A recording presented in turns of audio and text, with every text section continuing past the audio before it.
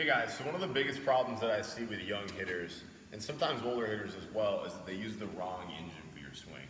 We can all agree that when the ball comes in, and it's getting to the plate, that no matter what happens, we're always going to try to hit it as hard as we possibly can. And the question is my body moving in a way that's going to optimize the amount of force that I use in my swing and also optimize the amount of time that my bat is in the way of the pitch? And what we see with most hitters is that they don't rotate their hips and rotate their shoulders in a way that allows them to get the bat in the way of the ball for a long time, or with a lot of power. So what we see a lot is that hitters will do their step, and their hands will kind of go first like this, and everything will enter the zone this way, and their shoulders will turn as a result of their hands coming through the zone, and so will their hips.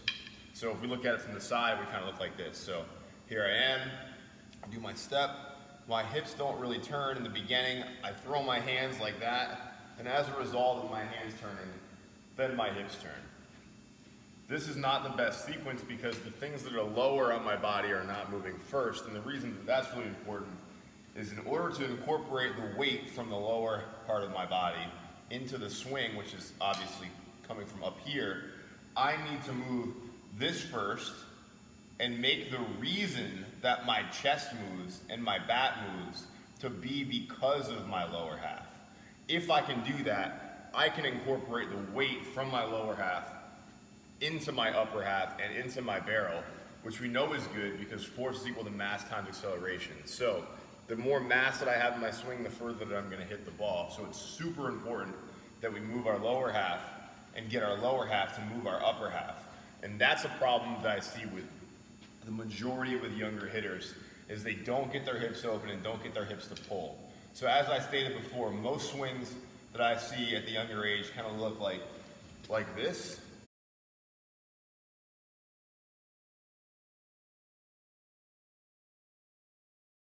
So the hips end up turning, but it's after the bat comes over here and the weight of the bat going like this pulls the hips over here. So, especially with younger kids, this can be really hard to see because if a kid, let's say the kid weighs 70 pounds, so it's a pretty small kid.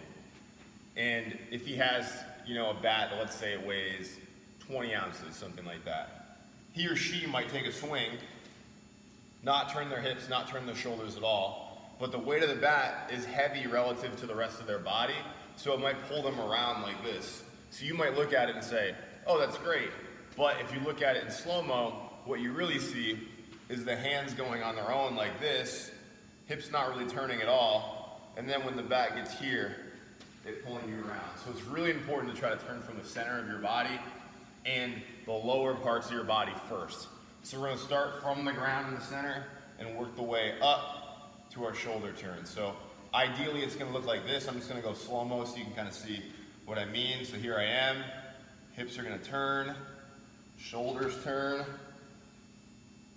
and then I'm gonna get to my finish. And you can see that it kind of looks very similar to the way that one that I said was wrong while it's at the end. So sometimes it can be hard to quality check. But the best way to get kids to first learn how to turn is by doing things like rebel rack turns or doing things like medicine ball tosses. And then if you're trying to translate it actually into the swing, you want to do things like barrier swings. So here's an example of barrier swings. Hey guys, so this is barrier swings. This is one of my favorite sequencing drills that seems to work with most every hitter. Now this is gonna look like I'm only teaching how to hit low pitches. And for the purposes of this drill, I really am. But in order to hit a low pitch in this drill, we really need to get our hips open first, which is the thing that we're really looking for. And we need to complete, if we want to complete the drill in the way that we want to. So you've probably seen this drill. This is an old school drill, kind of, that I used to use, or that I used to do when I was 14 playing on a travel team. We used to do it a little differently. So the old school drill, which I'm sure you've seen before, it's like you keep your hands inside the ball drill. You're gonna put the bat on your belly button like this, walk up to the net. As soon as you touch the net, you're gonna make swings, and you're not gonna hit the net, which that drill has some value. I don't love it, but it's not a horrible drill. So let's kind of see what my variation of the drill is. So I'm gonna put my bat on my belly button like this. I'm gonna drop it down, take a half step in, so I'm kind of uncomfortably close to the net, okay? So what I'm gonna try to do is I'm gonna try to get my bat to move like a Ferris wheel, like this, through this area. And this is an exaggeration drill, but as you're gonna see, if I do this right, my hips are really gonna open first, my shoulders are gonna tilt, which we know that we want in our swing, and our bat is gonna finish on the ground behind us, which is gonna help keep our head still in our turn. So let's have a look.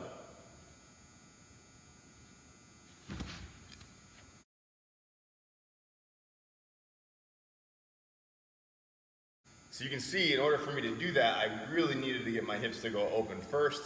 Guys that just use their hands first, what it'll look like is they'll go here, and then the second they shoot their hands out, they're gonna hit the net every time. So it's gonna be an automatic feel for them to know that they messed it up. Binary drills are the best drills when you hit.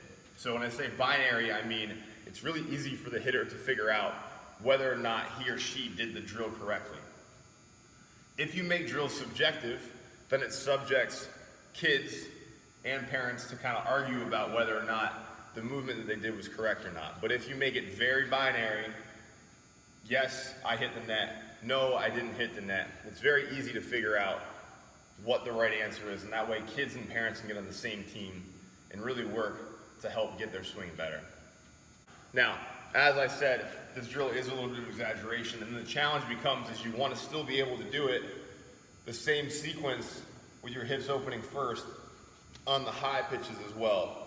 But that's just done by either doing throwing over the top and putting the pitch high, doing high T drill. When I say high T drill, I don't mean doing high T drill like this, which I sometimes see on the internet, which is crazy. I just mean top of the strike zone and trying to hit it as hard as you can. So that's kind of how we want to pattern it in. This barrier swing drill has great effect on people's ability to get their hips open before their shoulders do and really sequence the right way. So I hope this helps you guys out. If you have any questions, please feel free to let me know.